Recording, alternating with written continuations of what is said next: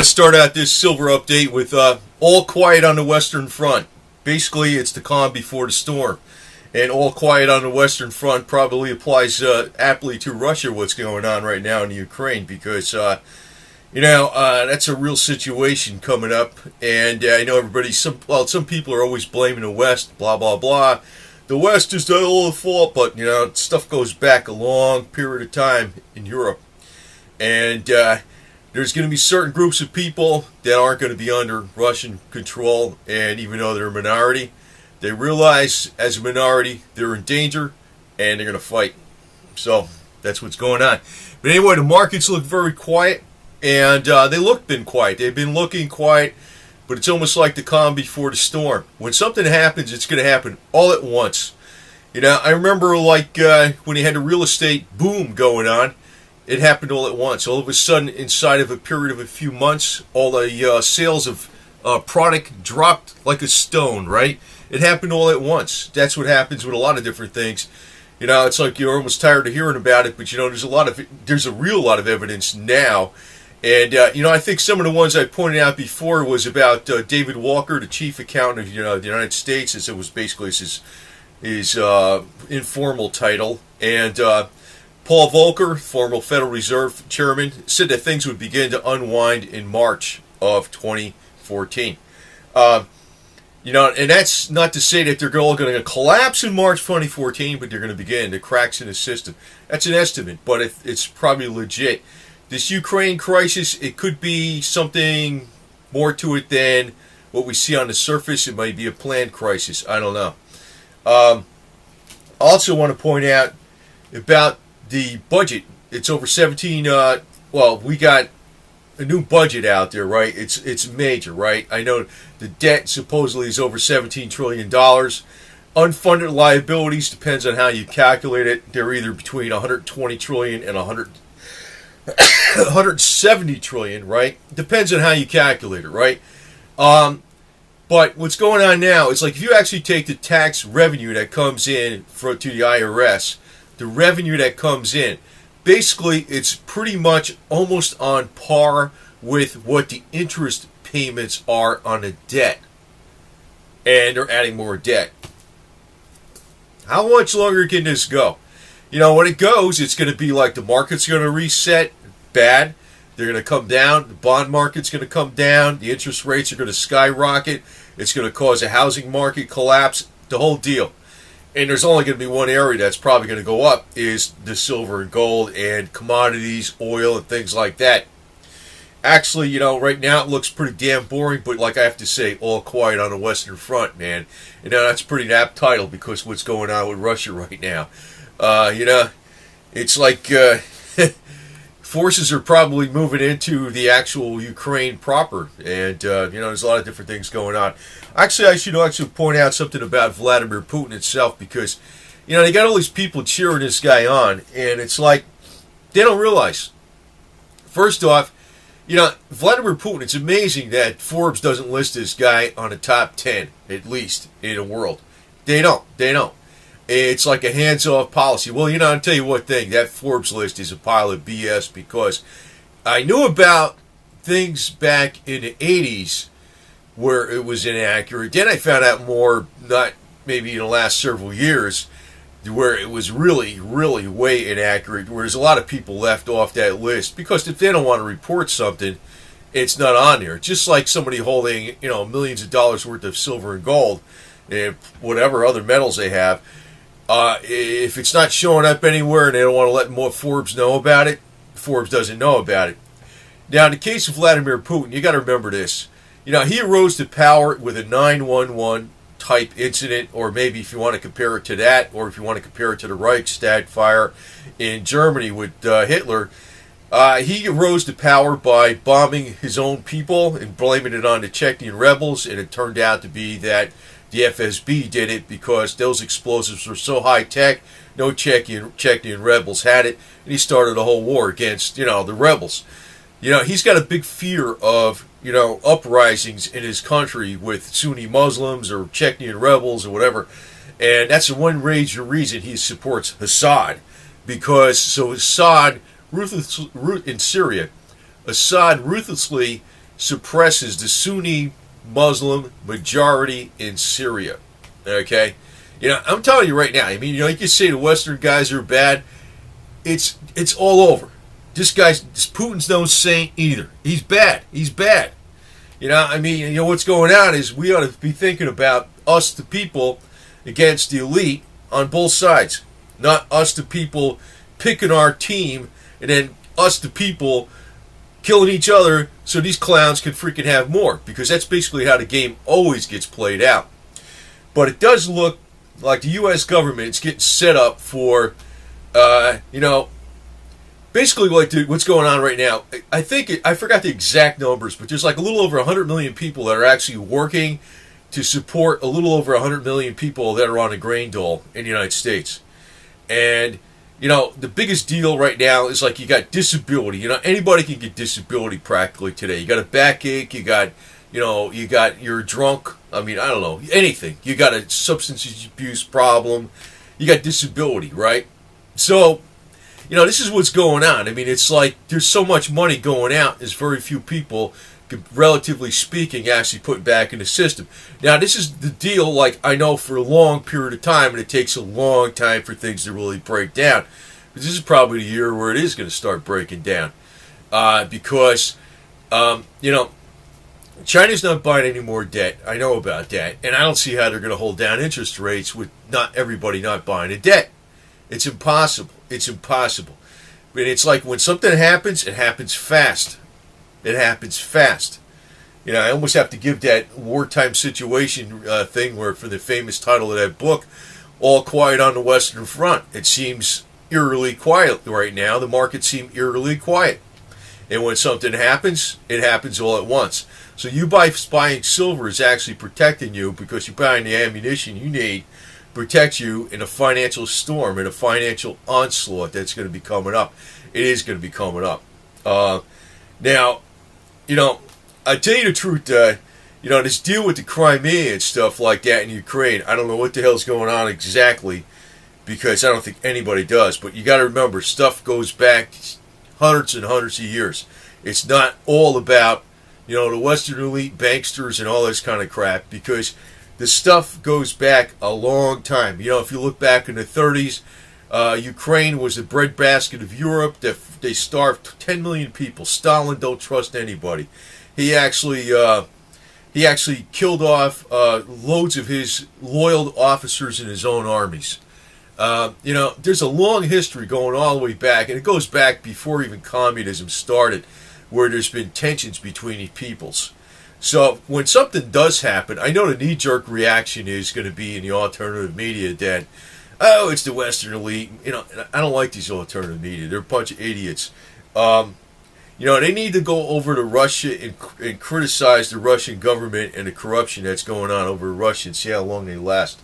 I give them about a week. They ought to go over to Crimea and cover the situation themselves. It's a bunch of BS.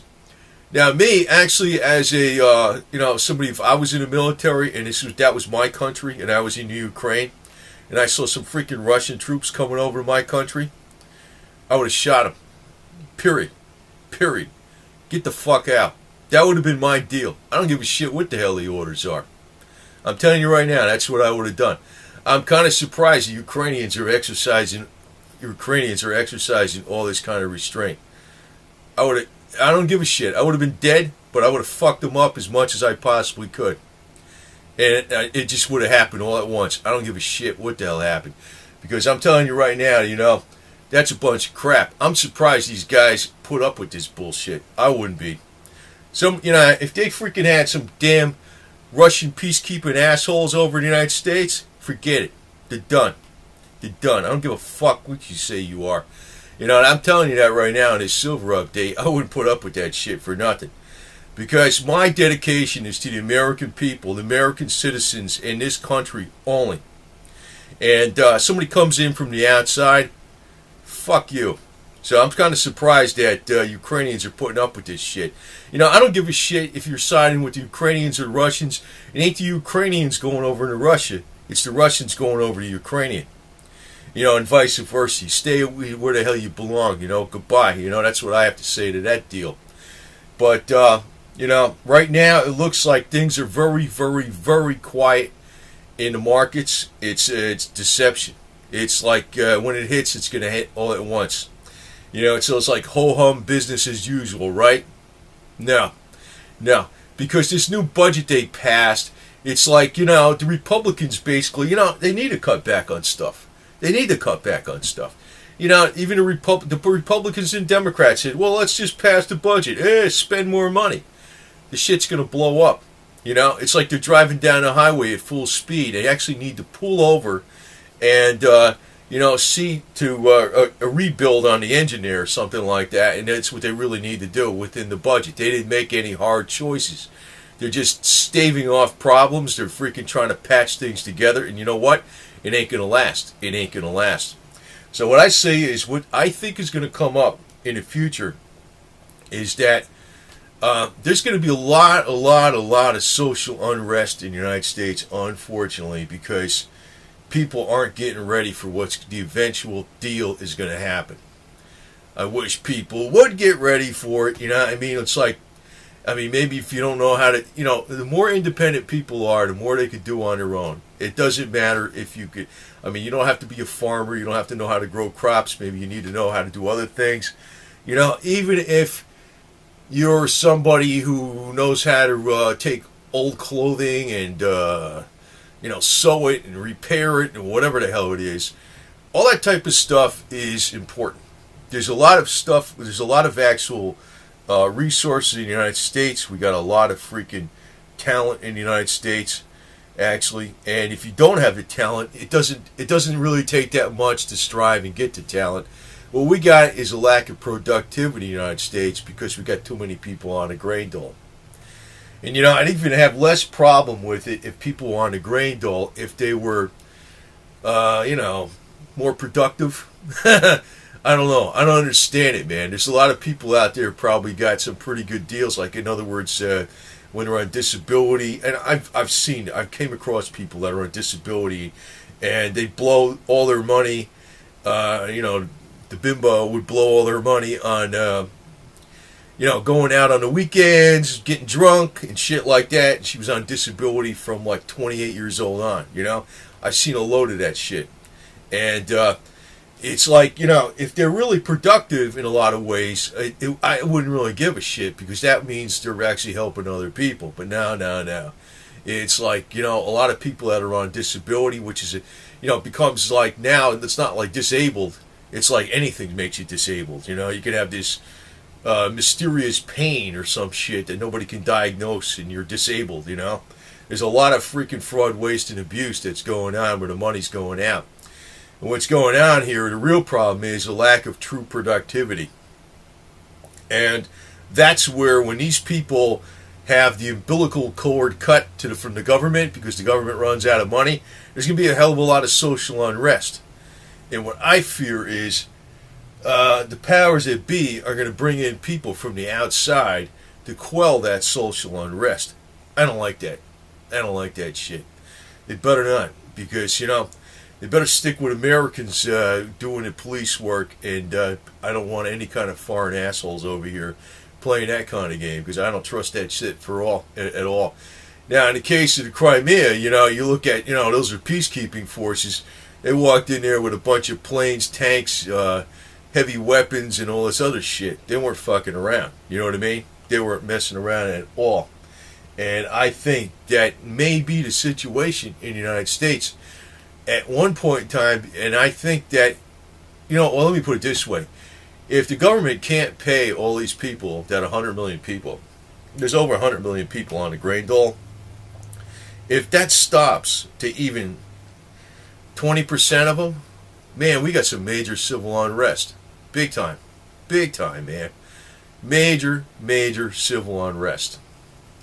And I keep going back to the words of Henry Kissinger about, people, him, that Americans would balk at the idea of UN peacekeeping forces in the United States. In the future, they may welcome them. And I'm like, no thanks, pal. No thanks. But anyway, it looks like the stage is set. And right now the markets are pretty damn boring.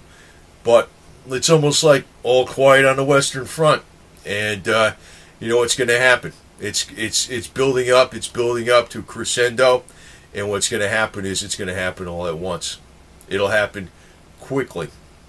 When you look at every single thing that happened in the past, I don't care if it was a crash in the tech market, it was a crash in the real estate, a crash in the equities, general equities after having a long bull run, a crash in the currency, you know, maybe in elsewhere that really didn't happen in the United States yet. It happened all at once without warning. It's almost like you're in a battle with financial warfare, and one of your big weapons out there to save your ass is going to be physical silver. It's not going to be like the only thing for immediate needs. You need to have food, energy, and water. But for long-term storage of your whatever savings you have, silver is going to be one of your better bets. Now, I know Nouriel Roubini mocks gold. You know, I don't really like gold too much either. But you know what? I like palladium. And there's a reason I like palladium is because it's over 90% industrial use.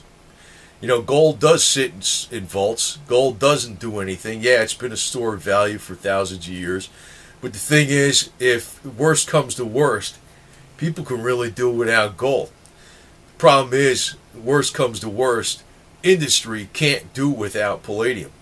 At least not right away. They'd have to figure out a substitute, and it would be a tough thing to come up with something else that can replace palladium in a lot of situations. That's why I think it's an excellent store of wealth. And the only problem is not too many people know about it, and it's not commonly traded as much as silver and gold. But actually I think palladium is a much better store of wealth than gold. And fundamentally, it should exceed the price of gold. So if gold is going to go to $3,000 or $5,000 an ounce, palladium should exceed the price of gold at some point. And I think it will. I think it will. But anyway, markets are boring, all quiet on the Western Front. It looks like the situation, and I'll tell you the truth, man, it looks like the situation with the Ukraine may be a complete powers that be setup to bring us into a major conflict eventually. Not this year, not right away over to Ukraine, but it may set the stage for something down the road that is not going to be cool. And I think that is really the game of the powers that be long range, because if you look back at history, World War I, World War II, blah, blah, blah, you know, it did set the stage for other things towards globalism.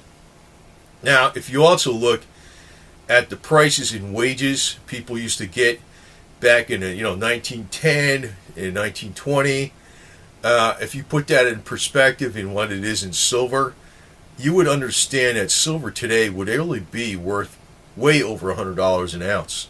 It would be. The price of silver actually is extremely suppressed.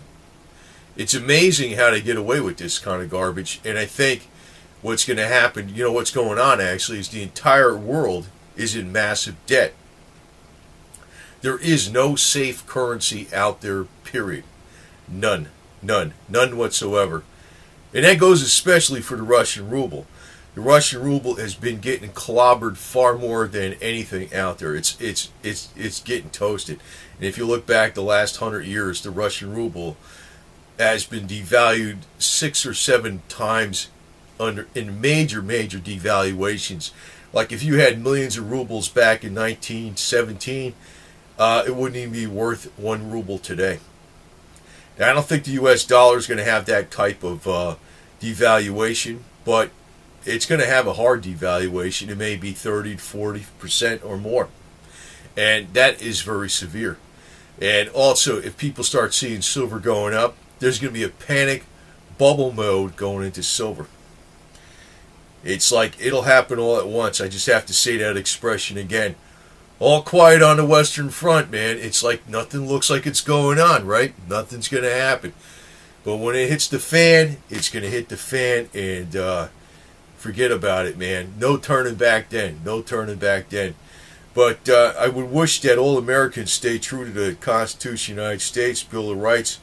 And if we got some jackass foreigners coming in here like setting down the rules with tanks like they're doing with Ukraine, you know, I ain't putting up with that shit. No way in hell. No way in hell. I know it may not be a politically correct statement to say so, but, you know, there's a time where you draw the line. And, you know, I guess all quiet on the Western Front may be referring to the Germans in the front on Russia. But let me put it this way. There's a time you need to fight, and there's a time you need to be peaceful. And when they draw the line, when they bring in tanks in your country, and they do that kind of crap like they're doing in Ukraine, if I was a Ukrainian soldier, and I was tasked with defending my country, I'm surprised these guys, I just couldn't freaking hold back on that. No way in hell. No way in hell. No way in hell. I mean, I'd be dead, but I wouldn't hold back on that shit. No way in hell. I don't get it. I don't get it. And I apply those same principles. You know, I'm just putting myself in their shoes, because I know if, you know, there was a peacekeeping force like that in the United States with Russian tanks or some kind of crap coming over here because there's civil unrest because the government budget fell to nothing and they couldn't pay, you know, off the grain toll, forget about it, man. Forget about it. I just hope all Americans stick together, because they're playing a game on us, man. They are playing a game on us.